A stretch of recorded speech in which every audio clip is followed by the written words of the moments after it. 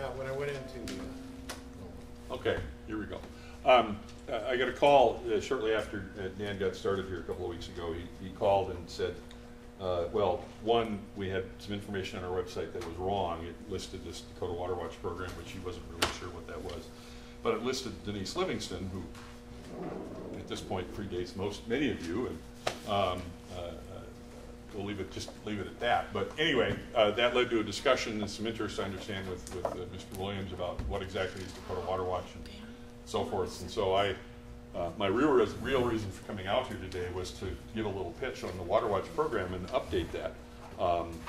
Visiting with Jeanette earlier at 4 years service. I won't say she's the most experienced. I want to say most senior. Older. None of that's going to sound good.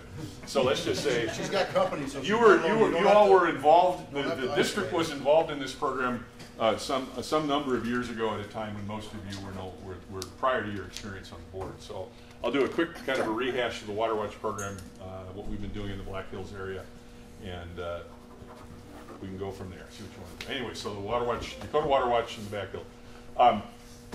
The Water Watch is a volunteer water quality monitoring program. The people who are doing the work are individual citizens, not trained professionals under the employ of the state or East Dakota or anything like that. And the reason they're out there, and we'll talk here, are not every drop of water in the state of South Dakota is in fantastic shape. Okay? Some of it's in very good shape, some of it's in not so good shape. Depending on where you are and what the issues are, there are different things. Every 2 years, the state, South Dakota Department of Environment and Natural Resources puts out what we call the integrated report. It's essentially a list of the condition as we know it of all surface waters, rivers, lakes, and streams in South Dakota. It's what we know about what's out there. It's not an exhaustive list. It doesn't have every tiny lake and every mile of stream, but where we have information or where, what we know about what we know. In streams, the issues across the state, bacteria is a major one. I'm not going to turn around and look at Dan, but that's okay. It's cow poop in the water. pH is another issue. It is tied to nutrient loadings. Outside of the Black Hills area, as you may well imagine, thinking about the Badlands and that sort of stuff, suspended sediments are a big issue, both in western South Dakota outside the hills, but also quite a bit of eastern South Dakota. In lakes, our bigger issues are water temperature in many cases, particularly out here in the west. And then an emerging issue about which we can do absolutely nothing is mercury in fish flesh. It's atmospheric deposition of mercury. It's coming in from power plants all around the world, bioaccumulates in the fish. It's there at levels that are high enough to be of concern. Ken, if you plan to get pregnant anytime soon, don't eat a lot of fish. Okay, just saying.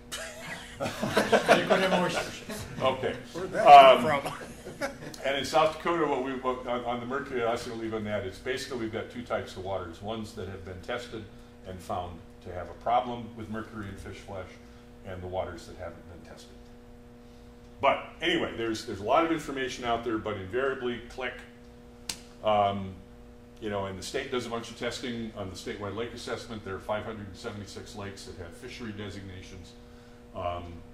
Many of those are East River natural lakes. They're West River impoundments and ponds and puddles and pectola and some of those sorts of things. Every year they cycle through 25 or 30 new lakes, actually about 50 to 70 at any given time. They go for a 2-year cycle. They are chosen at random. And so, Lake Kampesca, which is probably the heaviest populated lake in the state, or Ponset, or some of those out West River, or East River that are very highly used, may not necessarily be on the list for a number of years. It's just a random generation of activities, and the list changes. To deal with surface water, streams, and rivers, the state maintains what they call the Water Quality or WQM network. Jeremy's got 132. The number that sticks in my head is closer to 150. Different stations across the state, 28 in the Cheyenne River Basin, another 21 in the Belfouche River Basin.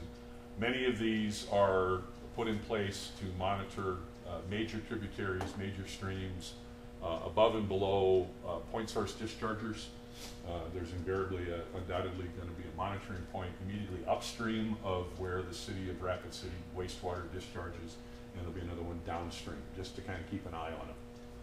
Because although we trust them, we don't trust them that much. Trust and verify, wasn't that what Reagan said? Yeah. So anyway, but invariably, when somebody, a member of the public, comes in and says, hey, what can you tell me about this body of water? There's never data at that spot. You know, they want to know about a lake that hasn't been tested. They want to know about a lake for which certain information is there, or they're on a different part of the Cheyenne River Basin that is a long ways away from where the state's monitoring sites happen to be. And the state sites are where they need to be for the state's purposes, but if I only live on one little piece, I want to know what my piece is like. And that's really kind of what drove the whole citizen monitoring program, is that way I can find out what my water is doing. Click. So back in 2007, we got going with a pilot project. My board put up some funds. We got a few shekels from DENR and started a pilot program. Our initial target was bacteria because the lion's share of the requests that we were getting were coming from people who lived on lakes in eastern South Dakota. They were asking about whether or not it's safe to take the grandkids into the water. The biggest concern there is typically the presence or absence of bacteria at elevated levels.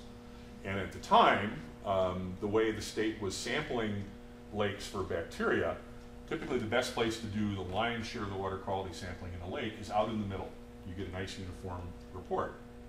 Nobody swims in the middle of the lake. They all swim along the shoreline. That's really, it's now where we do the sampling, so where the state does the sampling, but there wasn't always a lot of information there. We wanted to support local citizenry finding out what was going on, establish some baseline water quality data. You know, the state will never say no to additional information, even if it's not super high quality. It's always good to have that. You build community awareness. If there is a problem, if people get a chance to go out and see it, or to see that there isn't a problem, that's useful as well. And then simply support networking back and forth. We got it up and running. It's Jeremy Hinkie, the program manager. In 2013, in response to some queries from Denise and some other individual folks out in the Black Hills area, we kind of came out to the Rapid City, Greater Black Hills, working with that version of the West Dakota board and getting some support to bring the activity out here. Most of the work that Dakota Water Watch does is targeted at lakes. Most of the lakes are within the East Dakota Water Development District, so we don't have any trouble really sponsoring all this activity. We do get some external grant funding from the state to help offset costs on certain activities, which includes working with folks like you who aren't in our district. You know, our taxpayers are not always willing to pay for me to come out here and do that sort of thing. So anyway, we got it up and running. Click. Let's see what's next with that. Out in the area, water bodies that have been and are being sampled are, active is blue, has been is the white ones. Bellfish Reservoir, Sheridan Lake, Horse Thief, Bearview Creek, Box Elder, French Horse, Rapid, Reno, Spearfish, and Spring, all of which have been worked. I don't think we've got, well, yeah, that's Rough Lock Falls, so that's part of the Spearfish section. Next one. Kind of quick here. When the lake sampling that we do, and this is fairly uniform, this has evolved over the years, but we work with water clarity and using that thing that's the picture, that's called a Secchi disc. It's typically an 8-inch round target painted in two white quadrants and two black quadrants. The idea there is to get contrast that's easy to see. You lower that down into the water on the end of a tape measure, and when it disappears, you measure how far down in the water did it go before it went away. Okay, and you bring it back up and you kind of tinker and you get a number. Now that number by itself doesn't really tell you much of anything. You can't take the number from Pactola and compare it to a number in Lake Ponset. But at that water body, it's a great measure. And you can go out day after day or week after storm events or things like that and get a very good idea. And this is a device that's been in use for centuries. First developed at the behest of a pope, I think in the 1700s, who wanted to know just how clear the water was in the Mediterranean Sea where he liked to go swim. Called a Secchi disc, S-E-C-C-H-I. Now, Works great in the lakes. We also do temperature. We do physical observations. What is, are the water levels high, lower, okay? Algal, is there a lot of algae? Not very much algae. What color's the water? Does the color have a smell? Piggybacking on some of the state activities, we have our lake samplers gather samples twice a year for total phosphorus, total Kjeldahl nitrogen, which is a way of just a form of nitrogen, nitrates, and chlorophyll A. That's the exact same test the state testers do on the lakes that they are sampling in. And so if we've got a guy on Bellfish Reservoir and the state's not out there, they've now got 26 lakes this year instead of just the 25. Okay, and this is the sampling procedure is the same, the lab works the same and all. Click on the streams. We also do water clarity, but in the creeks, they're kind of shallow, and you can't necessarily lower a secchi this. You lower it down to the bottom of the creek, and you're going to hit the creek before it disappears. And so that's where this little guy comes in. And there's one there in the picture. Young lady's taking a look at that, and if you can, well, I'll get it out here. Probably won't want to come out now. The design of these has changed over the years. We got a little bitty secchi disc in this guy. And what the tube is for is we can create depth. That's Spring Creek, I think. At that point, it might only be about 10 centimeters deep. Well, 10 centimeters, we're not going to have anything. But we can fill, that's a meter, 1.2 meters of water. You can take water out of the creek, pour it into the tube, and now we have 1.2 meters worth of depth. You take your little teeny tiny secchi disc, lower it down until it disappears, and then you look on the side and go, oh, that was 1.05 meters down. And we get a measure, a relative measure of what's going on. We create depth this way. And again, obviously not the same target as a big one, but it's a way of making comparisons from time to time. And if there's a big storm that comes through and a lot of runoff, and suddenly it gets very brown and yucky. So that's the way we get water clarity, which for a lot of people is really important. Temperature is an easy thing to gather, again, the physical observations. We've been doing nitrate testing using test strips, particularly on the eastern side of the state where it's been a much bigger issue and concern. The results are good. They're not, state lab level stuff, and they're not the kind of thing that we would necessarily want to take to the Rapid City Journal and go, ta-da! Director Bialotta's place is causing contamination because my test strip says so. We're not going to do that. Not yet, anyway, but we're watching. Click. So some examples of the T-tube. On the left-hand side there, some guys in a creek. This is actually over in northwest Iowa. It's training, but they're over on the eastern side. We have much shorter T-tubes because the water tends to be quite a bit dirtier. But there you can see, obviously, it's very, very clear. And that's an older version where instead of raising and lowering the target, you'd fill the tube and then reach down and open a little valve and let water bleed out until the target appeared. Target stuck in the bottom. Jeremy doing his best Vanna White imitation there in Badlands. In that case, we were talking about this morning before I took off.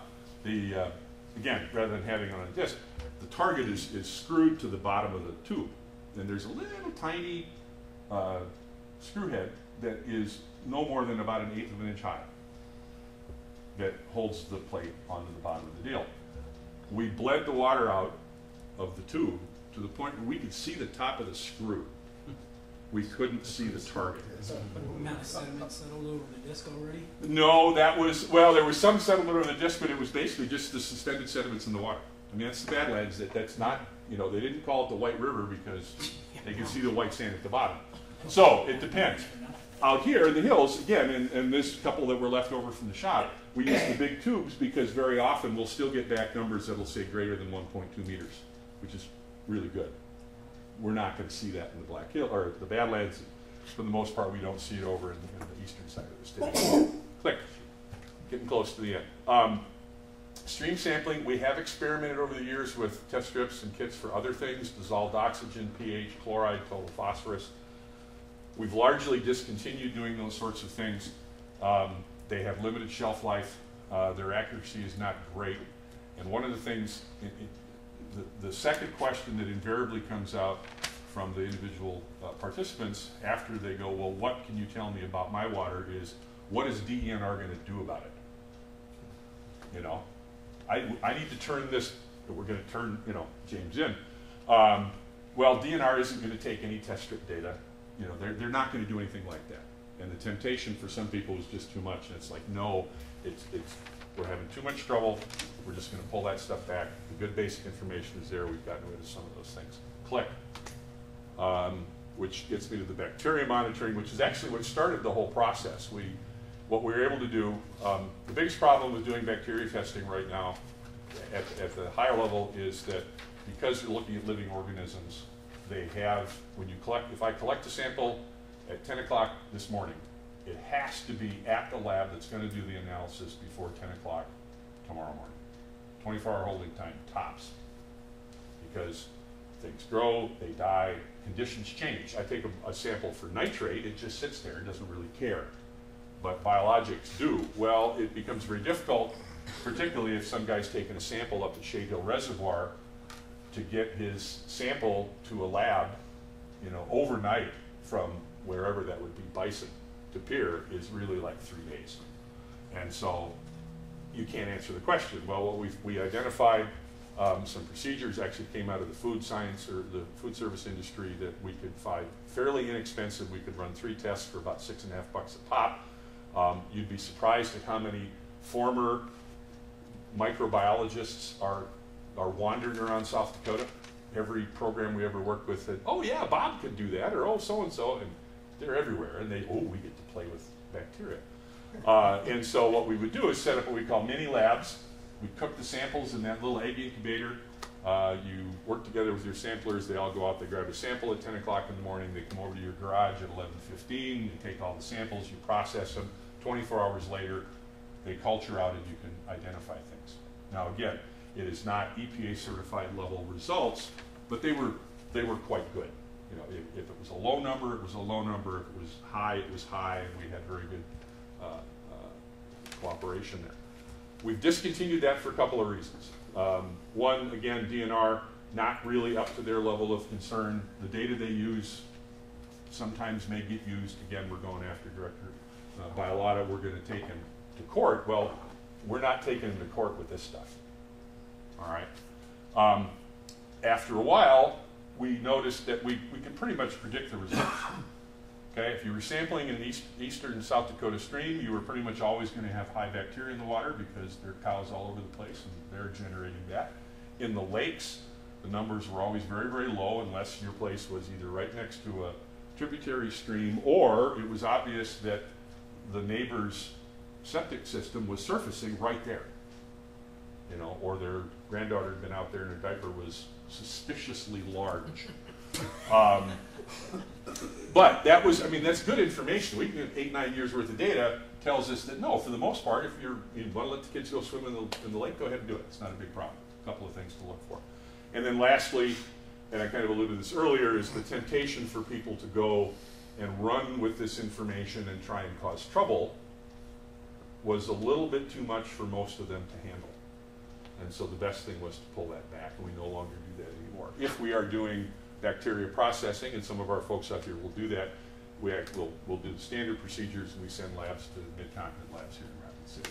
We take care of that. So again, so ultimately be recognized by DENR, but particularly out here in the hills, sometimes that bacteria data gets to be a little dicey. Click, I think we're there. Okay, last one here, kind of in development. We're working on an aquatic plant workshop and guide, probably this summer, maybe as early as June, probably in Sioux Falls. We've got about 50 different sites across the state, 7 here in the Black Hills, most of them are East River. They've been asking about aquatic plants. We're developing an invasive species guide. We're redesigning our website, and really the biggest issue we're doing is working on getting the data online. Because then people want to know, well, you know, what's the historic information? And nobody, including DNR, has yet figured out how to get good quality, timely data available online for people to look at. It just takes forever. Now, that's mostly a staffing and personnel issue. the people we've got are spending their time collecting the data, which is important because if you don't have any data, you can't put it online. We need like 1 or 2 more people just dedicated to put it online, and we'll go from there. So anyway, that is a quick intro to the Water Watch program. Historically, what the district had done is I noted we had some grant to support some statewide activities, but some of the equipment, some bits and pieces that have accumulated at the office and stuff were things that I think we got a few $100, maybe $1,000 from the district that bought a lot of the expendables we were using for the bacteria work, some of the hardcore stuff that hangs around forever. These things have a shelf life of as long as they last, to do that sort of thing. We're still working, as I said, with about 7 different people out here in the hills that are collecting data in different places. And we would love to reestablish a relationship with West Dakota if this is something you guys think at some point you'd like to get involved with. Is there a website we could share around? If you Google Dakota Water Watch, Okay. or go to the East Dakota website, there'll be a link to the Dakota Water Watch website. And again, we've actually, we started very simple, we got complicated, and what we found in South Dakota as well as all neighboring states, everybody is pulling back because it's just too much work to keep all those little things afloat. And at the end of the day, if your regulators don't want to use it, or if it doesn't really help, it's not worthwhile. But we've got, this is actually an interesting situation. We usually will have a guy go out and take a sample once a week, all season long.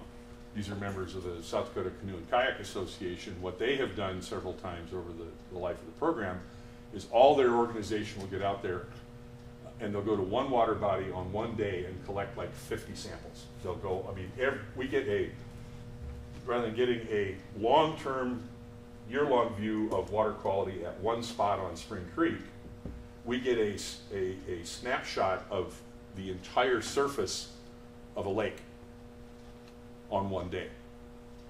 Each kayaker will take and collect 5 or 6 samples, and you can kind of make out this little Secchi disc right here. And I think the other gal behind her's was doing some of the sampling and stuff up there. So it's whatever people want to do. Like I said, it started out with trying to finding ways to get answers to people who had questions about the resource. And so to the extent that we can come up with ways to do that, we'd be happy to work with you guys. Pardon? Is this run out of your office? It is run out of my office, yeah. Yeah, Jeremy Hinkie, the fellow who's Vanna White, is the guy who's kind of in charge of that. And does the outreach and those sorts of things. So. Jay? Yes. There were a lot of measurements you did that looked like a bunch of them you discontinued. What's left? What are you doing? Well, we're in a lot of ways, the clarity issues, the temperature issues. If you go back, if you look at the integrated report, a lot of what drives whether or not people will go in the water is appearance. Okay, and what looks good to me. I grew up in the Twin Cities. My family is from western Wisconsin. I spent the bulk of my youth hanging out on the rivers and lakes in northern Wisconsin. The water was clear, but it was brown from tannic acid. I have yet to find a lake or two out here in South Dakota that I would even consider going into, because that's just, I'm used to a certain sort of thing. We get the same deal all the way around, adjacent Minnesota, a really, really, really good lake in southwest Minnesota, guys up around Duluth or somewhere else would kill themselves before they go in that water. A lot of it's just perception. And so we've shifted over, as Minnesota and other states have doing more of these descriptive things. Because if everybody around the table here thinks the river looks good and it's not going to kill you to go into it, then go ahead, it's fine. That the recreational use is being met. Guys from Lake Tahoe would look at it and run away, but that's okay because they're not the ones who are using it. So some of these descriptive things, temperature, again, a lot of it has to do with just, we had a hard time keeping, test strips current and other things, and because the results weren't going to translate into some kind of regulatory action, people were getting upset, and it's like, I'm not going to give out these things if all you're going to do is get you mad. If you really want to know if we're really going to hammer Director Bile out of here, we're going to we're going to pay the full price and we're going to do the state sampling and we'll go after them. But in the meantime, it's just easier. And two, it gets a long deal. You know, these are fun and easy to use. So And how, it's better to have long-term data. One good bit of it, I mean, water temperature, water clarity, and what does it look like over 10 years is fantastic. We get Jeanette involved for, you know, 6 months with a whole crap load of data, and she gets tired of doing all that work and then leaves. We didn't really get very much out of that at all. So our goal is to keep it long-term. Did you have a comment, Jeanette? You had your hand kind of like you poised. Oh, no, I was Okay. playing with my pen. Very well. I'm just wondering about the cost benefit. How much value are you getting from this data? DNR will use most of our data, and it goes into that sort of thing.